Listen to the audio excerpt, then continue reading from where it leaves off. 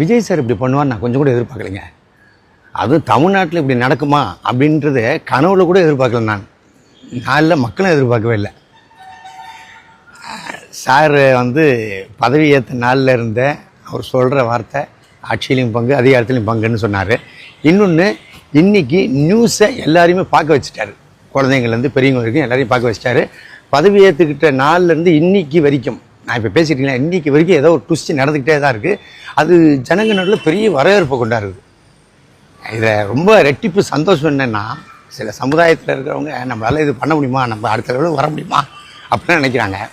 ஆனால் நீங்களும் வர முடியும் அப்படின்ற நிரூபித்ததை நம்ம தமிழ்நாடு சிஎம் மரியாதைக்குரிய விஜய் சார் தான். எதை பற்றி சொல்கிறேன் தெரியுங்களா?